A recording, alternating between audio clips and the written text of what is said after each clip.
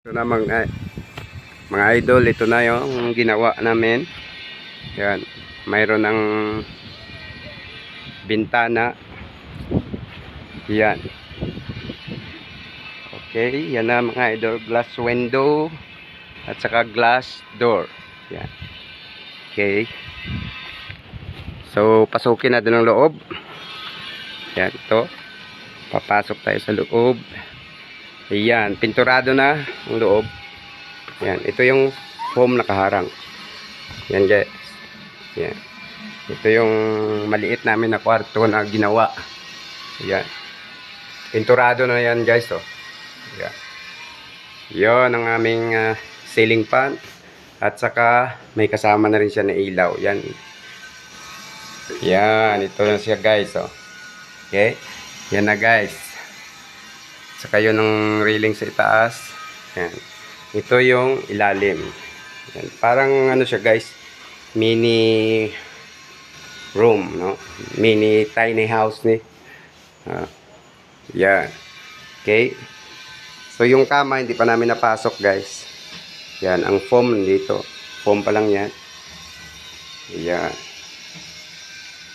So yun, no? Yan siya guys. Tapos mayroon pang itaas to guys, yung overhead na tulugan. Yan. Yan guys, oh. So, ipakita ko muna sa inyo yung CR.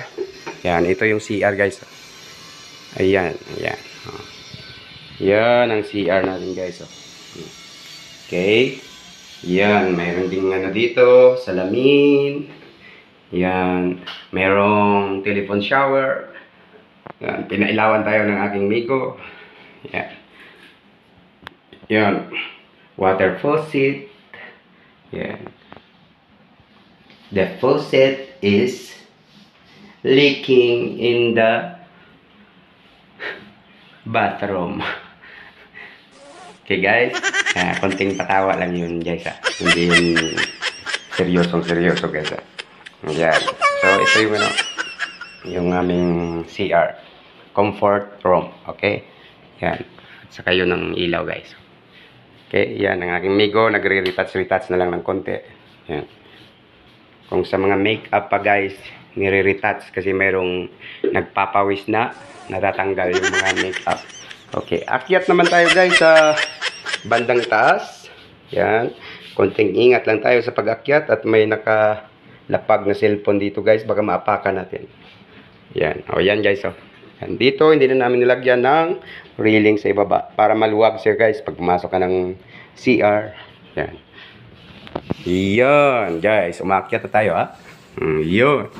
Okay. Nandito na tayo. Yan, paliko sa taas. Yan. Oh, sobrang kalat. Yan. Oh, hindi pa guys na ano ha. Yan. Ito din ang foam sa itaas guys. Hindi na namin lagyan ng kama to sa itaas. Bali foam na lang, nakalapag na siya sa sahig ng overhead. Ano dito, na floor dito sa itaas. Yan, ito yung railings guys. Kahoy yung aming ginamit. Wala pang kordina pero ready na yan guys, oh. Ready na lagyan ng kordina yan, oh. Yan, nandito na ako sa itaas. Yan. Yun, ito ang itaas niya guys, oh. Yan. Mayroon ding sliding window dito sa itaas na maliit lang. At saka wall fan. Yan. Yan guys ang wall fan, oh. Yan. So habang nandito ka guys sa itaas, yan. Mayroon din kaming switch ng ilaw dito, yan. At saka saksakan ng kuryente dito sa itaas para hindi ka nabababa kung gusto mong mag-charge ng iyong cellphone o kung anong dala mo na gusto mong paganahin dito. Yan. Yan ang ilaw, yan. At saka yon ang foam guys. So, malawak pa dito sa itaas guys, yan. Yan, okay. O, pwede ka pa dito guys sa bintana magtingin sa bila ng Abuelita Montana. Yan. Katabi to ng Abuelita Montana. Yan, makikita mo doon ang kanilang mga cottages, ang resto bar. Yun. Ang swimming pool nila guys, yan nandyan sa may likuran ng ano, ng cottages. Yan. Hindi natin masyadong makita dito. Yun guys, oh. Yan. Okay guys. So ito yung good for 2 to 4 na ano to guys na room. Yun, pwede dito yung Dalawa lang, pwede 4 katao. Pero kung pipilitin, kahit 8 tao, kasya dito guys. Yan. Okay guys.